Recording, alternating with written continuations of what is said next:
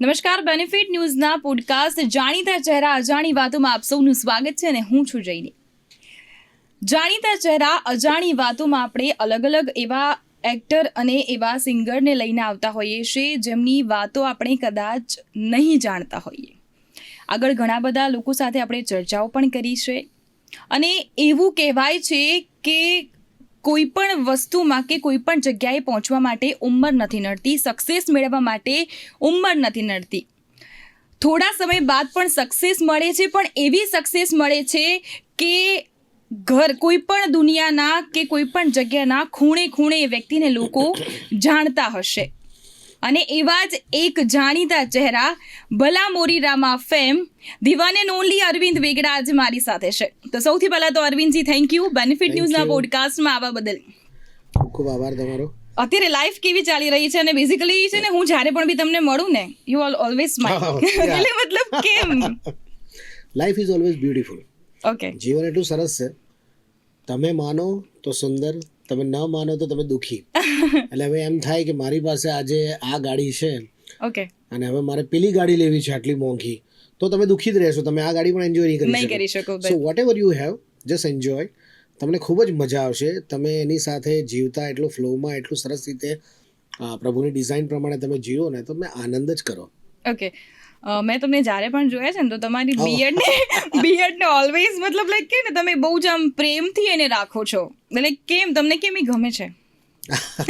ગાડીની બોલબાલા છે આજકાલ. એટલે બિયર્ડ ઇઝ ઓલવેઝ લવ. યા કંઈક અલગ કરવાનું, કારણ કે મેં બહુ જ વર્ષો પહેલા જ્યારે when I started my career, મેં આ બોલ કરી નાખ્યો. એટલે મેં શેવ કરવાનું ચાલુ કરી દીધું. ઓકે, મને એમ થાય કે ન રહેગા બાંસ ન બજેગી બાંસુરી. વાળ હોય તો ઓછા થાય, ટાલ પડે એવું લોકો કહે. મેં કહું પહેલેથી જ આપણે ઉડાડી નાખો, મગજમારી જ નહીં. સો આઈ સ્ટાર્ટેડ એક બહુ જ જાણીતી પર્સનાલિટી હતી, એમને જોઈ, પ્રિતિશ નાંદીનું નામ હમણાં જ એક્સપાયર થઈ ગયા, પણ એમની સ્ટાઇલ હતી એક, એ ફ્રેન્ચ કટ રાખતા હતા. So I started that. Specs પહેરતો. અમિતાભ બચ્ચન પણ બી ફ્રેન્ચ કટ જ રાખે છે. યસ, એ વખતે હું માર્કેટિંગમાં હતો, એટલે મને થયું બહુ આમ સોફિસ્ટિકેટેડ, આમ અલગ પર્સનાલિટી હોવી જોઈએ. તેના enter in to garba world, આજે મ્યુઝિકમાં. એટલે પછી મને થયું કે એક અલગ આઈડેન્ટિટી બનાવીએ. તો મેં કહ્યું શું કરીએ. પછી then I grow up my beard. એટલે પછી એની અંદર બધા બીટ્સ ને બધું લગાડીને હું એને મસ્ત રીતે તૈયાર કરતો હતો. એટલે કંઈક નવું જોવાનું લાગે. લોકો કે જીની છે, તો મને એમ થાય કે યા હું ઓલવેઝ લોકોના ચહેરા પર ખુશી લાવવાનો પ્રયત્ન કરું છું. એટલે આઈ એમ ધેટ વે જીની, એટલે એવું બી કહી શકાય. એટલે આઈ લવ, મને ગમે છે મને રાખવી. સો આઈ ઓકે, એક અલગ પર્સનાલિટી ઊભી થાય. મેં પહેલા કીધું કે એવું જરૂરી નથી કે તમને આ ઉંમરે જ સક્સેસ મળવી જોઈએ. એક્ઝેક્ટલી. હા, તમને કદાચ લેટ થોડી સક્સેસ મળી છે, પણ એ એવી મળી છે ને કે અત્યારે નાના છોકરાને બી કહીએ કે અરવિંદ વેગડા કોણ, તે કહે છે આ પેલા ભાઈ વાળા, લાઈક એ. તો એના વિશે તમારું શું કહેવું છે? બહુ સાચી, બહુ સરસ વાત કરી. આ બહુ ઓછા લોકોને કદાચ ખ્યાલ હશે. મને લોકો સફળતા જ્યારે મને મળી ને, ત્યારે મારી ઉંમર હતી 36 વર્ષની. 36 વર્ષ. સચિન તેંડુલકર ઓલમોસ્ટ રિટાયર્ડ થવાનો હતો. એ સમયે મેં કર્યું. બોમન ઈરાનીએ 45 ની એજ પર, 43 કે 45 ની એજ પર એન્ટ્રી લીધી હતી, ડેબ્યુ કર્યું હતું. બહુ સારી વસ્તુ શું થાય કે ત્યાં સુધી તમને ઘડાવાનો સમય મળી જાય. મેં ગાવાનું ચાલુ કર્યું અને હું ત્યાં પહોંચ્યો. ઓલમોસ્ટ 13-14 વર્ષનો સમય કહેવાય. તો એ દરમિયાન જે ઘડતર થાય, કારણ કે તમે કોલેજમાં એન્ટ્રી લો કે તમે MBBSમાં એન્ટ્રી લો, તો પણ તમારે 10-12 વર્ષ કાઢવા પડે. આજની યુથને કદાચ બહુ પેલું લાગતું હશે ઇન્સ્ટાના વર્લ્ડમાં, કે જેવી રીલ મૂકો, પોસ્ટ થઈને મિલિયનમાં વ્યૂ જાય, એ ઇમિડિયેટ નથી થતું. આ બધા માટે તમારે સમય આપવો પડે છે. એટલે મેં લીધેલો, મને કંઈ ખ્યાલ નથી મને ક્યારે સક્સેસ મળે. હું તો મારા દરેક દિવસે સક્સેસફુલ માનતો હતો. આજ કરતા હું નેક્સ્ટ ડે હોય ને મારો સરસ જ રહેતો હતો, એના કરતા નેક્સ્ટ ડે મારો સરસ આવતો હતો, કંઈક આગળ વધતો હતો, કંઈક આગળ વધતો હતો. તો પગથિયા તો ચડાતા જ હતા, લિફ્ટ તો હતી જ નથી. આમાં સક્સેસમાં કોઈ દિવસ લિફ્ટ નથી હોતી કે ચાપ દબાવો ને તમે સીધા 25માં કે 10માં કે 20માં માળે પહોંચી જાઓ. તો એના માટે સમય આપવો પડે, ઘડાવવું પડે. અને એ ઘડતરનો મને સમય મળ્યો. દરેક માટે કદાચ એક સરખો ન હોય, કોઈના માટે 5 વર્ષ, કોઈના માટે 10 વર્ષ, કોઈના માટે 20 વર્ષ. તો મને ખાસો એવો સમય લાગ્યો, પણ મને આ એન્જોયડ. હું એ જગ્યાએ પહોંચીને મને મળ્યો ને, ત્યારે મને એક વસ્તુનું સારું એ લાગ્યું કે હું એ મારી સફળતાને પચાવી શક્યો, કેરી કરી શક્યો. બહુ જરૂરી હોય છે કે તમને મળેલી સફળતા જેની વેલ્યુ તમે કરો. તમને એની કિંમત સમજાય કે અહીંયા પહોંચવા માટે કેવો સંઘર્ષ છે. અને હું એને સંઘર્ષ પણ નથી કહેતો, હું એને લર્નિંગ સેશન કહું છું કે મારો શીખવાનો પીરિયડ આટલો રહ્યો. મારા સંઘર્ષના દિવસો નહીં, મારા શીખવાના પીરિયડ. કદાચ એવું બની શકે કે હું 10 વર્ષમાં શીખી ગયો, હું 15 વર્ષે શીખ્યો, પણ મને શીખવા માટે 10 વર્ષનો સમય મળે. તો વિચાર કર 10 વર્ષમાં કેટલું શીખાય, 15 વર્ષનો સમય તો તમે એના કરતાં બી વધારે શીખો.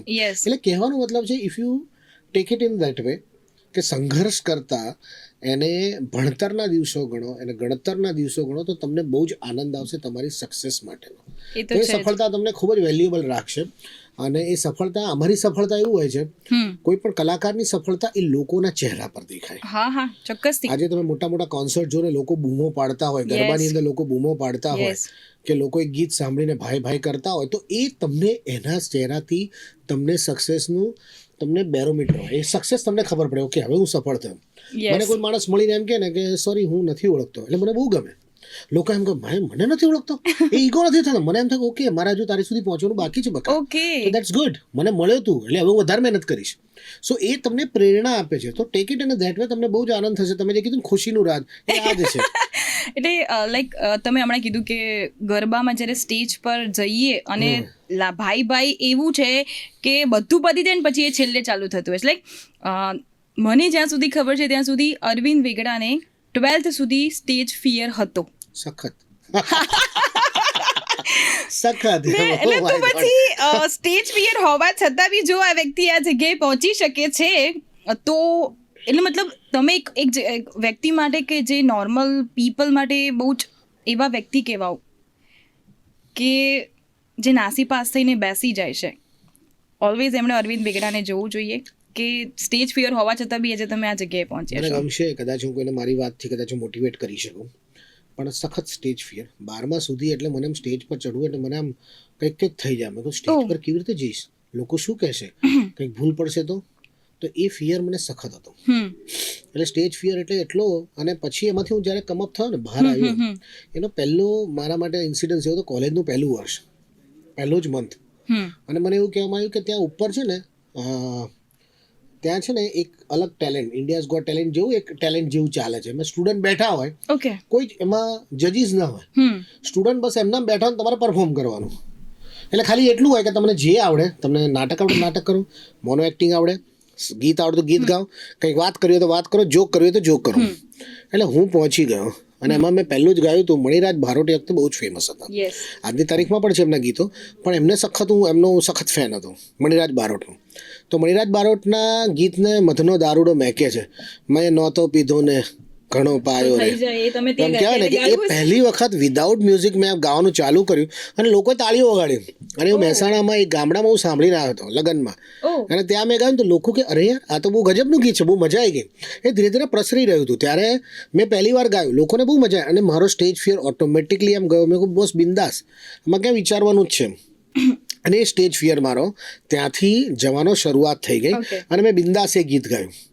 પછીનો બીજો ઇન્સિડન્સ એવો થયો, પછી તો મારી કોમ્પિટિશન હતી યુથ ફેસ્ટિવલ, એટલે હું તો દોડતો ગયો, મારા ગીતમાં પાર્ટિસિપેટ કરવું છે.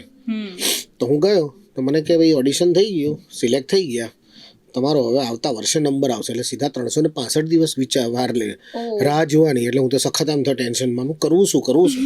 એટલે ડિપ્રેશનમાં લોકો આવી જાય, હવે તમારું પતી ગયું આમ છે, બાકડે બેસીને આમ વિચારો આમ મુકેશ સાહેબના ગીતો સાંભળે એવું ના થયું. મને બાજુમાં કીધું, મને કે બાજુમાં નાટકનું ચાલે છે ઓડિશન, અને નાટકના ઓડિશનમાં જતા હો કે તમે નવરાજ છો તો ચલો આયા છીએ તો શું કામ પાછા છીએ. તો બાજુની લાઈનમાં જ ઊભો રહ્યો. થોડી વારમાં ત્યાંથી એક માણસ આવ્યો, બધું પતી ગયું છે, ખાલી હીરો એક જ લીડ કેરેક્ટર છે બાકી છે અને એના માટે હવે ઓડિશન લેશે સાહેબ. એટલે પાછો હું તો ટેન્શનમાં બોલા મેન નહીં પડતો સૈનિક તરીકે ઉભા રહેવાનું અને મને લીડ તરીકેમાં ક્યાં ઇન્ટરવ્યૂ આપવાનું. હું શું વાંધો પાસ જ થશું કે ફેલ થઈશું, ફેલ જ થશું ને, તો નક્કી કરીને જાઓ ફેલ થવાના છે. આપણને અનુભવ તો મળશે ને, આપણે તો ઘૂસી ગયો. થોડી વારમાં બધું કર્યું અને મને સ્ક્રિપ્ટ આપી, મેં વાંચીને મેં પરફોર્મ કર્યું, તો હું સિલેક્ટ થઈ ગયો. હું લીડ કેરેક્ટર માટે હું ગયો તો ગાવાના ઓડિશન માટે, હું લીડ કેરેક્ટર ડ્રામામાં સિલેક્ટ થઈ ગયો. તો મને થયું આ તો સારું ગજબ શું થઈ ગયું, મને તો બહુ મજા આવી. અને મારું ડ્રામા જીતી બી ગયું અને એમાં એક્ટર તરીકે બેસ્ટ એક્ટર તરીકે પ્રાઇઝે મળી ગયું. તો ખુશ થઈ ગયો. એટલે કહેવાનો મતલબ એમ છે, એ મેં ધાર્યું નહોતું કે મારે શું કરવાનું, પણ મને ખબર નહોતું બેક ઓફ ધ માઇન્ડ મેં તો કરી નાખ્યું, મને તો મજા આવી એટલે આપણે કરી નાખ્યું એમ. એટલે કહેવાનો મતલબ છે કે સ્ટેજ ફિયર આ રીતે મારો જતો રહેતો, કે ઓલવેઝ ટ્રાય. ઓકે, તમને સિંગલ સોંગ સાથે બહુ જ મતલબ અલગ કનેક્શન છે, પણ પરંતુ એ વિસરાઈ રહ્યા છે, તો એના વિશે શું કહેશો? બેઝિકલી એવું છે કે શરૂઆત કરી હતી આ જે ભાઈ ભવાઈ છે. યસ. હવે આપણા 600 વર્ષ જૂની આ કલા છે, એમાં અસાઈદ દાદા ઠાકરે આ 300ની ઉપર વેશ લખ્યા છે. એટલે એક્ટ કહેવાય કે પ્લે કહેવાય, એક નાટક કહેવાય. પહેલાના જમાનામાં એ જ હતું. પહેલાં તો કોઈ ટીવી મોબાઈલ કે એવું કશું હતું નહીં, એટલે લોકોને એન્ટરટેનમેન્ટમાં શું ગામના ચોરે આ લોકો જે આખો જે સમાજ છે, એ જે આપણા કલાકારો છે, જે નાયક સમાજ, એ આખું આ પરફોર્મ કરતું હતું. સ્ત્રીઓના વેશ પણ પુરુષો જ કરતા હતા. અને આ ભવાઈનો વેશ હતો ભલામોરીનો, અને એ વિસરાઈ જતી કળા હતી. બહુ ઓછા કલાકારો આજે છે, એ ખરેખર દુઃખની વાત છે. પરંતુ કહેવાનો મતલબ એમ છે કે આવી જ કંઈક વાતને લઈને મને એમ થયું કે આને મોડર્નાઇઝ કરી જોઈએ અને અલગ રીતે પ્રેઝન્ટ કરવી જોઈએ, આજના જમાનાની વાત કરવી જોઈએ. તો એના પરથી પ્રેરણા લઈને બનાવ્યું હતું ભલામોરી રામા ભાઈ અંદર એડ કરીને. એમાં આજની વાત કરી હતી. એ વખતે 2011માં કર્યું હતું, 2011ની વાત કરી હતી. અને એટલું લોકોને ગમ્યું, કારણ કે એની અંદર મ્યુઝિક હતું, એ બીટ હતી, એ પેટર્ન હતી. પેટર્ન લોકોને ગમી. અને ભવાઈ આજે વિશ્વમાં ખૂણે ખૂણે ભાઈ થકી લોકો સુધી પહોંચી છે. તો એ આપણી વિસરાતી કલા. તો કહેવાનો મતલબ એમ છે, કલા હંમેશા, સંગીત જે છે ને એને તમારે નવા ઊપ આપવા પડે, નવા વાઘા પહેરાવવા પડે. આજે જેટલા પણ લોકો અત્યારે કલાકારો કામ કરે છે, લોકો જૂના કોઈ ગીત ઉપાડે, એને ફ્યુઝન કરે, એને રિક્રિએટ કરી અને લોકો હમણાં પણ એક ફિલ્મનું એક ગીત મને કીધું ને કે ભાઈ આ મારે નહોતો પીવો ને પરાણે પાયો, આ બધાનો દારૂડો મેકે છે, એને અલગ રીતે એ લોકોએ રિપ્રેઝન્ટ કર્યું. આજે બહુ ચાલ્યું. કોકે વળી વિછોડો કર્યું. તો કહેવાનો મતલબ છે કે આ જ બધા ગીતોને નવેસરથી કરીને લોકો કરે છે. એ પણ સારી વસ્તુ છે, પણ હું હંમેશા કહું છું કે આના પરથી પ્રેરણા લઈને તમે કંઈક નવું ક્રિએટ કરો, વિચ ઇઝ વેરી ઇમ્પોર્ટન્ટ. નવી વસ્તુ આવશે એ ખૂબ જરૂરી છે. આજના કલાકારો એટલા પ્રતિભાશાળી છે કે લોકો કંઈક ને કંઈક નવી વસ્તુ લઈને આવતા હોય છે. એવું કહેવાય છે કે અમારામાં કે જ્યારે અમે વોઇસ ઓવર કરતા હોઈએ ને તો ભૂલ પડે ને તો અમે રિપીટ કહીએ, બરાબર?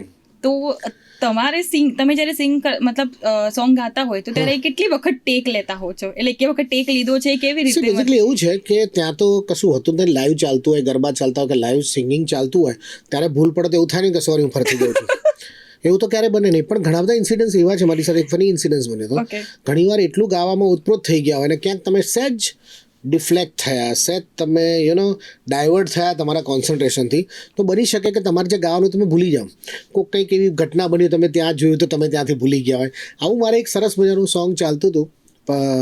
એ તો હિન્દી સોંગ ચાલતું હતું કે ભાઈ ખઈ કે પાન બનારસ વાલા. હવે એમાં અંતરો અલગ હતો ને પેલું લાઈન અલગ હતી. તો હું અલગ લાઈન ગઈ ગયો.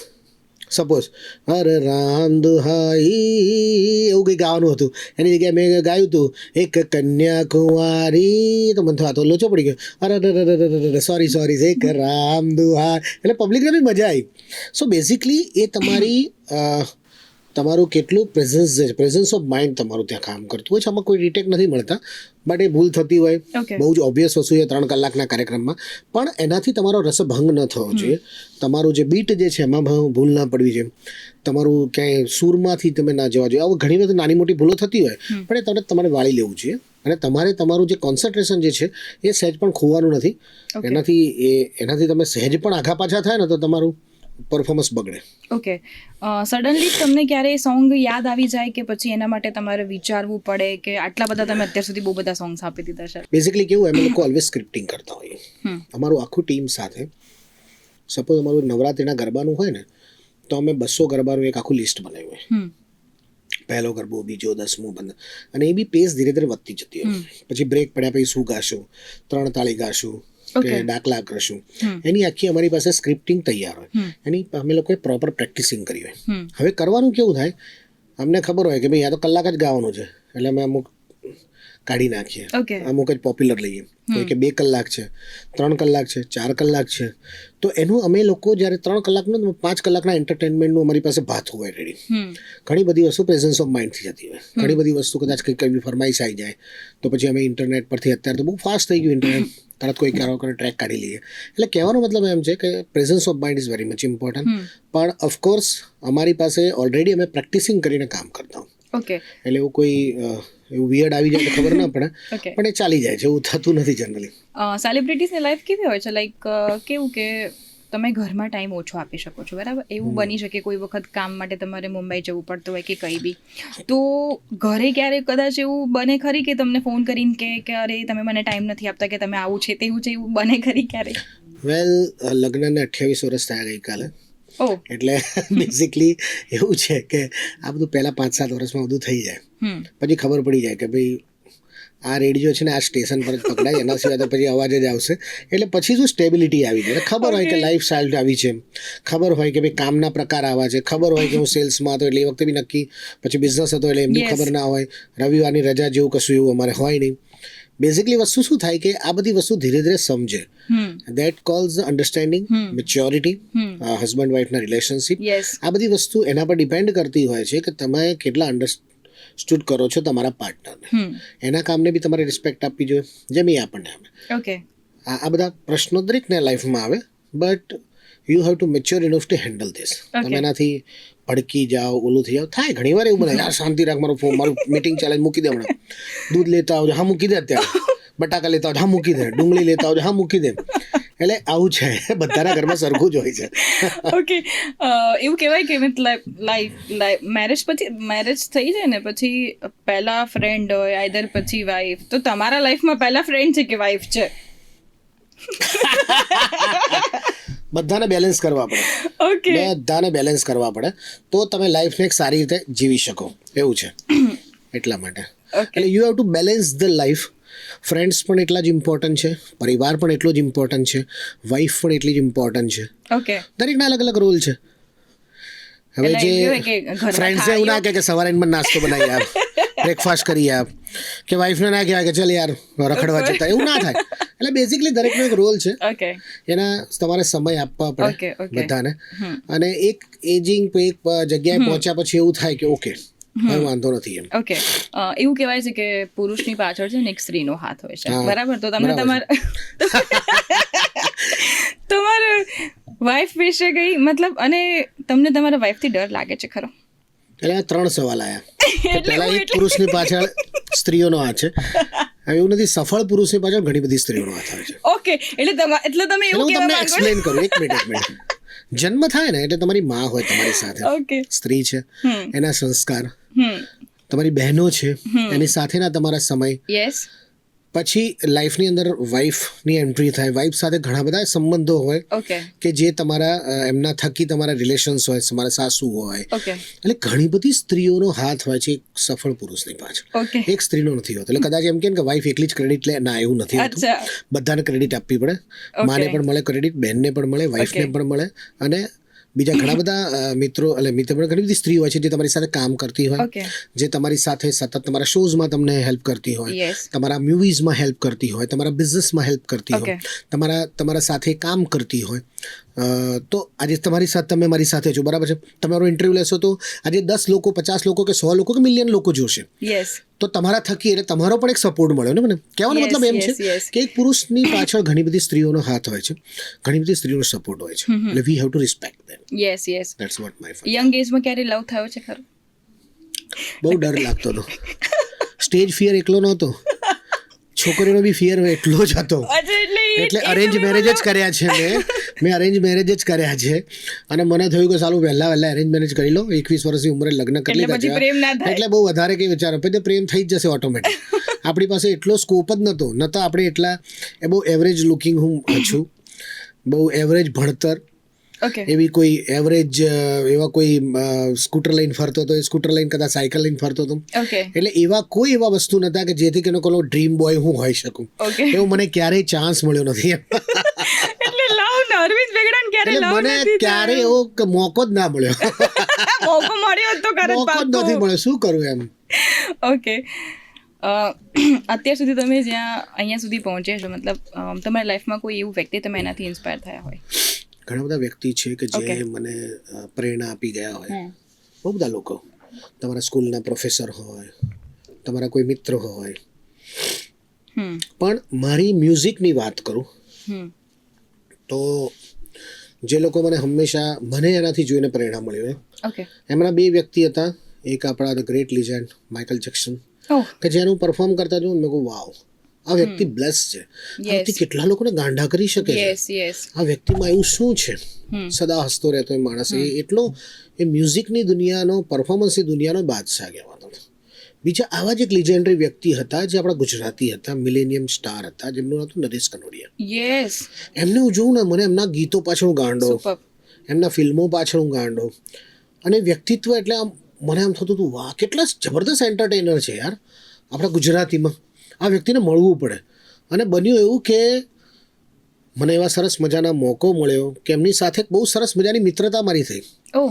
અને એમ કહેવાય ને કે હયાત ત્યાં સુધી એમની સાથે સંપર્ક હજુ પણ પરિવાર સાથે, હિતુભાઈ ને બધા બહુ સરસ અમારા મિત્રો છે, પરંતુ કનોડિયા પરિવાર સાથેનો એમ કહેવાય ને કે એ વ્યક્તિને પરફોર્મ કરતા જોઈએ, એ જગ્યાએથી ઉપર આવીને જે આજે કહેવાય કે આટલું મોટું સ્ટાર પદ એમણે ભોગવ્યું, અને વ્યક્તિત્વ એટલે બહુ અદ્ભુત વ્યક્તિત્વ, એ મને બહુ જ એમ કહેવાનું એનો ફેન હતો. Shahrukh Khan again, the way he is talking, એના માટે ઇન્ટેલેક્ચ્યુઅલ, ફેમિલી પર્સન, જે હાર્ડવર્ક કરે છે માણસ કામ કરતા વખતે, એવા વ્યક્તિઓ તમને પ્રેરણા આપે. પરંતુ that is not the and.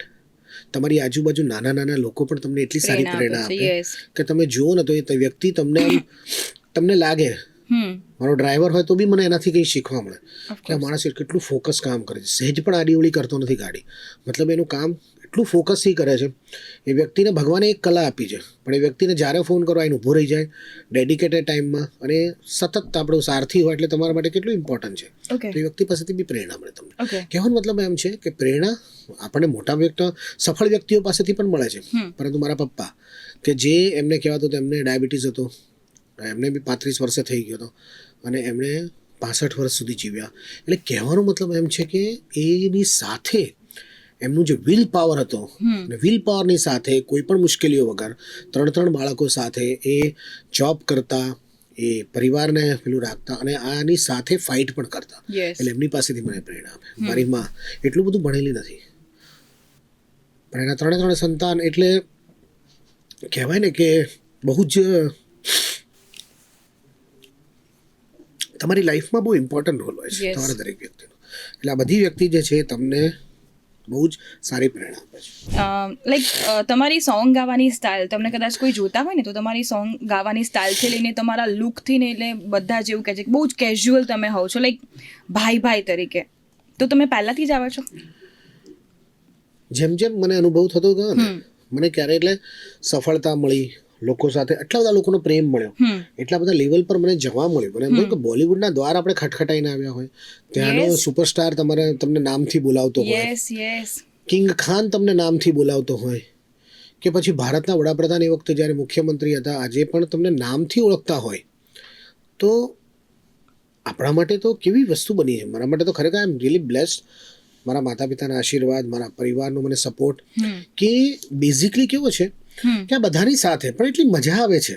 તમે રસ્તામાં મસ્ત રીતે ઉભા રહીને પાણીપુરી ખાઓ, મિત્રો સાથે ગપાટા મારો, યુ ડોન્ટ નીડ એનીવન. તમારા મિત્રો છે, મસ્તથી રહો, અને એટલું કેઝ્યુઅલ રહેશો તો તમે ક્યારે બાંધી દેશો ને તમારી જાતને, તો એવું કહેવાય છે કે પાણીને પણ બાંધી દો ને તો પાણી ડોળું થતું છે, ગંદુ થતું છે, એમાં વાસ આવે. સો બેટર ને વહેવા દો. હું આવો જ છું તો આવો જ રહેવાનું છે. આપણે જે છીએ એ જ રીતે રહીએ ને તો તમે બહુ સરસ રીતે લાઈફને એન્જોય કરી શકો. સાચી વાત છે. તમે ગુજરાતના એવા પહેલા વ્યક્તિ હતા જે બિગ બોસમાં ગયા હતા, હા ને? અને સલમાન ખાન, આઈ નો કે સલમાન ખાન, શાહરૂખ ખાન છે, એવા લેજેન્ડ એક્ટરોને મળવા માટે લોકોનું સપનું હોય છે, અને તમે ત્યાં પહોંચ્યા, તમે બિગ બોસમાં રહ્યા, એમની સાથે આટલા ટાઈમ, તો તમારો એ સમય કેવો હતો?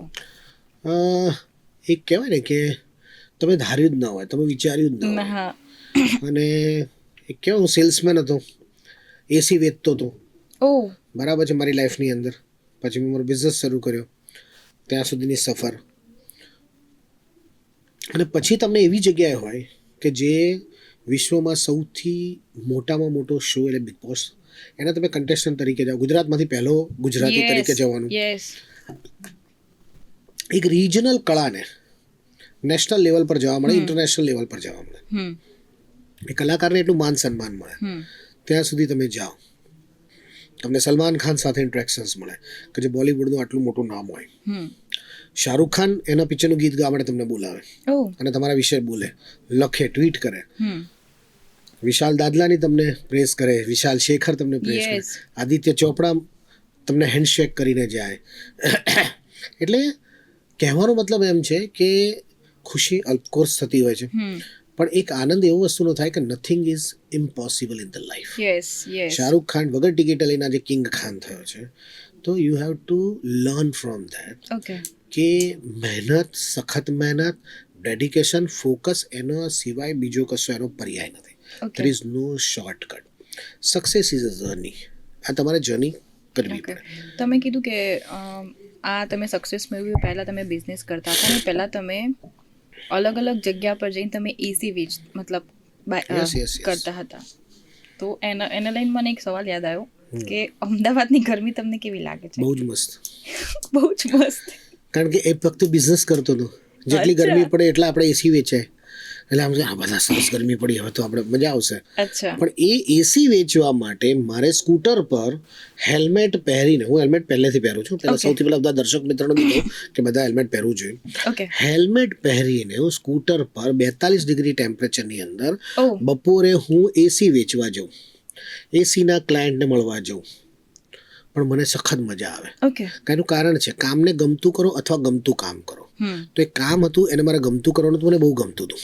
એટલે અમદાવાદની ગરમી અમારા માટે કેવું, ગરમીમાં એસી વેચવાના એટલે અમારા માટે કેવું કે સારી સિઝન એને કહેવાય, સારી ગરમી. બધા માટે સારું ના કહેવાય, પણ એટલા સ્વાર્થી ન બનવું જોઈએ. કહેવાનો મતલબ એમ છે કે એ રીતે જોવા જતાં મને રેઝિસ્ટન્સ મળી ગયો. એટલે મને ગરમીથી મને બહુ તકલીફ નથી પડતી, કારણ કે આપણે એસીના જ માણસ હતા. એટલે ઠંડક આપવાનું કામ કરતા, એટલે આપણે એમ સારું છે કે કોઈને શીતળતા તો આપણે આપીએ છીએ, એટલે એ બિઝનેસમાં હતા. એટલે બેઝિકલી ઇટ્સ ઓકે. અમદાવાદની ગરમી બહુ જ કાતિલ છે આજકાલ, તો બહુ જ વધારે છે. કામકાજને લઈને મુંબઈ જવાનું થતું રહેતું હશે, તો તમને કઈ જગ્યા વધારે ગમે છે મુંબઈમાં? અમદાવાદ નહીં? અમદાવાદ તો મને બહુ જ ગમે છે, મારું એકદમ પ્રિય શહેર છે. હવેના અમદાવાદી માટે મને બહુ દુઃખ એ વસ્તુનું થાય છે કે લોકો ટ્રાફિકનો સેન્સ નથી રાખતા. લોકો બહુ જ ઉદ્ધત થઈ ગયા છે. ટ્રાફિકમાં કોઈક નિયમ કરો તો સામે એટલું બધું બોલાબોલી થઈ જાય છે. લોકોનું ટોલરન્સ ઘટી ગયું છે. આજે આ મને શહેર પ્રત્યે એવું થઈ જાય છે. બીજી વસ્તુ, આપણા શહેરના લોકો એટલા બધા બિઝી, વ્યસ્ત થઈ ગયા છે કે જે આપણે પર્યાવરણનું જે ધ્યાન રાખવું પડે એ ધ્યાન નથી રાખતા. મને આજે મારા શહેર પ્રત્યે લોકોને વિનંતી એ જ કરવાની છે કે ઝાડ સારા વાવો, એને સાચવું, પશુ પંખી કે જે પણ હોય એને પણ સાચવું, નેચર આવવું જોઈએ. આવનારી પેઢી માટે એક સારું શહેર આપવું, કારણ કે આ શહેર એટલું બધું વિકાસ પામી રહ્યું છે, એ પર્યાવરણનો ભોગ બહુ લઈ રહ્યું છે. એટલે આમ તો આપણા અમદાવાદ મ્યુનિસિપલ કોર્પોરેશન ખૂબ જ ધ્યાન આપે છે, પરંતુ લોકોએ ધ્યાન આપવું એ બહુ જરૂરી છે. ટ્રાફિક સેન્સ બધાનો બહુ સારી રહે, બહુ જરૂરી છે.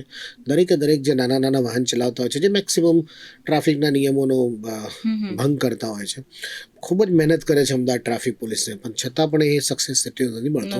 એ મારા અમદાવાદીઓને મારે કહેવાનું છે કે પ્લીઝ, આપણું એક શહેર આટલું સુંદર છે, હેરિટેજ સિટીની અંદર આપણે દરજ્જો છે, આટલું બધું સુંદર સુંદર લોકો અહીંયા રહે છે, આટલા બધા તહેવારો છે, તો આટલી વસ્તુ આપણે જો શીખી જઈએ તો આપણું શહેર વિશ્વમાં સારામાં સારું છે. હવે લાસ્ટ તમારું આગળનું ફ્યુચર પ્લાન શું છે?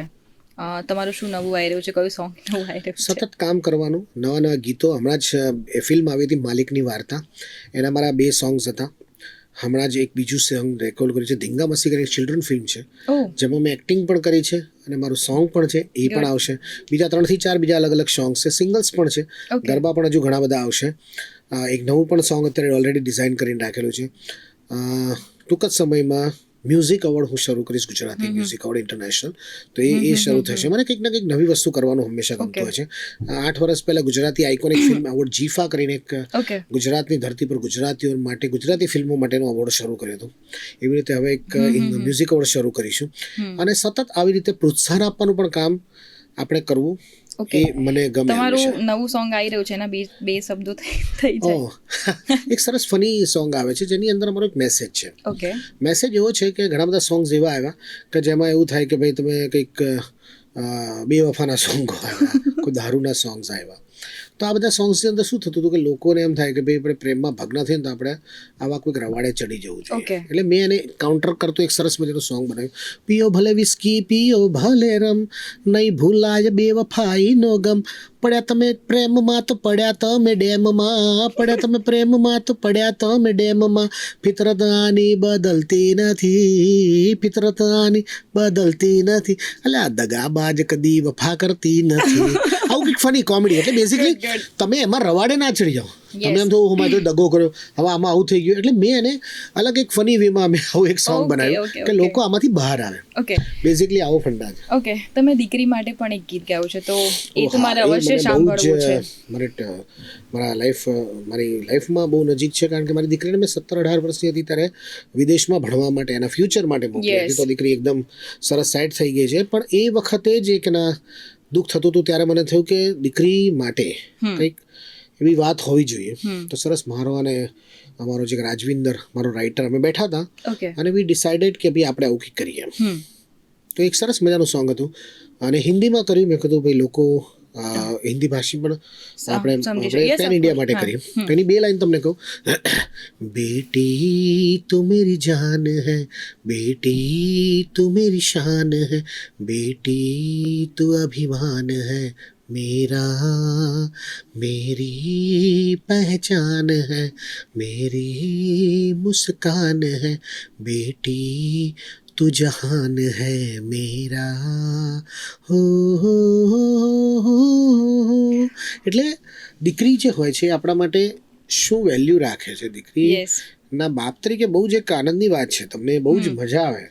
દીકરો તો હોય જ છે, દરેકને ગમતો હોય દીકરો દીકરી, પણ દીકરીનું એક અલગ જ બોન્ડિંગ હોય છે. એટલે મારા માટે તો એ 17-18 વર્ષની હતી ત્યારે મેં એને મોકલી. એટલે બહુ જ આમ બધા કહેતા આ નાની છોકરી છે અત્યારથી મૂકે. મેં કહ્યું ના, મને મારી દીકરી પર ભરોસો છે, મને એના પર ભરોસો છે, એને આપેલા સંસ્કારમાં ભરોસો છે અને એ સરસ કરશે. અને આજે મને પોતાને પ્રાઉડ ફીલ થાય ત્યારે બધા કે ના દિયા એકદમ સેટ થઈ ગઈ, આ છે તે છે, સરસ એને કર્યું. તો એ આપણા માટે એક પ્રાઉડ મોમેન્ટ છે દરેક બાળક માટે. તમને સિંગિંગની જે આ દુનિયા છે તેમાં લાવવામાં સૌથી મોટો ફાળો કોનો? સિંગિંગની દુનિયામાં લાવવા માટે ફાળો એટલે બેઝિકલી એવું હતું કે મારી જોબ હતી અને મારી જોબ હતી ને ત્યારે મને મેં જ્યારે ત્યાં એક ક્લાસીસ હતા બાજુમાં. ઓકે. એટલે મારી જોબ, મારું જે હતું એક તો શોરૂમ હતું, ત્યાં હું જોબ કરતો હતો. મારો ઓફિસનો ટાઈમ 9:30નો. એટલે મને એમ થયું કે બાજુમાં મ્યુઝિક ક્લાસવાળા ચાલુ કર્યા. તો મને એમ થયું હાર્મોનિયમ શીખવા જવું. કલાક વહેલું આવવું પડશે, 8:30 આવી જઈશ. કલાક હાર્મોનિયમ શીખીને પછી હું શરૂ કરીશ. આ હું વાત કરું છું 1998ની. તો હાર્મોનિયમ શીખવાનું ચાલુ કર્યું, મહિનો થયો, પણ હું ગાતો એની જોડે. એટલે નરેન્દ્ર રાવ કરીને અમારી સાથે હતા. मैंने कहा अरविंद भाई आप यार गाते तो अच्छा है, इस बार नवरात्रि में छोटा सा बैंड करना है. ये भी तो राजस्थानी था, तो आप गाओगे क्या? हो, આપણે ગઈશું. તો એ વખતે બી એની પહેલાં એક વખત 1 વર્ષ એવું થયેલું કે મારો મિત્ર હતો હેતલ ઠક્કર કરીને, એણે એક ગ્રુપ ચાલુ કર્યું હતું. મને કે ગરબા ગાવા આવીશ? મેં કહું ઓકે. તો 9 દિવસ એની જોડે ગરબા ગાવા. પછી એની પહેલાં જ્યારે એકદમ નાનો હતો ત્યારે પપ્પા ઢોલ વગાડતા હતા અને હું બાજુમાં જઈને ઉભો રહું, મને એમાં રસ પડે. પછી બધા ગાતા હોય ને, એટલે બહારથી મંડળીઓ આવે નાની, એટલે હું એ લોકો ગાતા હોય પાછળ આમ જોયા કરું કે શું ગાય છે. નાનો ઉપલો કેશિયો વગાડે, પછી ગરબા ગાય બધા, તો જૂના ગરબા અને આવું જોયા કરું. પછી આ 97-98માં જ્યારે મિત્ર મળ્યા, મને કે ગાઓ ગયા? મેં કહું ઓકે. મારી જોબ 7-7:30 પતી જાય એટલે અમે પાછા 1-2 કલાક પ્રેક્ટિસ કરીએ. પછી 9 દિવસ ગરબા ગાય. એ વખતે તો ગરબા 10-11 વાગે ચાલુ થતા, એટલે આપણી જોબ તો 8 વાગે પતી જાય. 10 વાગે ગરબા ગા, 2-3 વાગે પાછા આવીએ સવાર જોબ પર. એટલે હાર્મોનિયમ ના શીખ્યો, પણ ગાવાનું મેં ચાલુ કરી દીધું. કે આ બધા લોકો જે છે કે જેનો સપોર્ટ ખૂબ જ રહ્યો કે તમે ગાઓ. અને પછી તો પહેલી વાર આલ્બમ બહાર કરવાનું હતું ત્યારે એમાં પણ ઘણા લોકોનો સપોર્ટ. એમાં મ્યુઝિક રાહુલ મુંજારિયાએ કર્યું, એની પહેલાં આકાશ શાહ કરીને મારો એક બહુ જૂનો મિત્ર હતો. પછી ઘણા બધા લોકો હતા કે જેમણે મને સપોર્ટ કર્યો એની અંદર. તો સંગીતની દુનિયામાં એવું કહી શકાય કે બહુ બધા લોકો છે કે જેના થકી પ્રેરણા મળી, સપોર્ટ મળ્યો અને મને આગળ વધવાની હંમેશા તક મળતી રહી. લાસ્ટ આપણે પોડકાસ્ટને મતલબ એન્ડ સુધી લઈ જઈએ ત્યાં સુધી એક સોંગ જે તમારું બહુ જ ફેમસ છે, ભલા મોરી રામા, કારણ કે એ તો એના વગર તો ના જવાય. એમાં હું તમને કહું કે ભલામણી બી બહુ મજાની વસ્તુ હતી અને એમાં બી 2 થી 3 વાત અમે કરી હતી. જેમાં દીકરીની વાત હતી કે ઇંગ્લિશમાં બોલે અંકલ ને ગુજરાતીમાં બોલે કાકા, ઇંગ્લિશમાં બોલે અંકલ ને ગુજરાતીમાં બોલે કાકા. દીકરીઓ વાળાનો જમાનો આવ્યો, દીકરાના બાપ વળી ગયા વાંકા, ભાઈ ભાઈ ભલા મોરે રામા, ભલા તારી રામા ભલા મોરી રામા ભલા તારી રામા. બોલો ભાઈ ભાઈ સે ભાઈ ભાઈ. I feel proud that I am Gujarati. Don't say hi. બોલો જય માતાજી. સે ભાઈ ભાઈ સે ભાઈ ભાઈ. Thank you so much Arvindji, Thank તમારો બહુ જ સારો આટલો ટાઈમ આપવા બદલ. અને આઈ નો કે તમારી જાણી અજાણી એટલી બધી વાતો આજે કદાચ અમારા દર્શક મિત્રોને જાણવા મળશે કે જે કહેવાય છે ને કે આપણો પોડકાસ્ટ જ એવો છે કે જાણીતા ચહેરા ને અજાણી વાતો કે જે આપણે કોઈએ ક્યારેય જાણી જ ના હોય. Thank you so much Arvindji. Thank you, ખૂબ ખૂબ આભાર. દર્શક મિત્રો, ફરી મળીશું નવા જાણીતા ચહેરાની અજાણી વાતો સાથે. ત્યાં સુધી મને રજા આપશો. નમસ્કાર.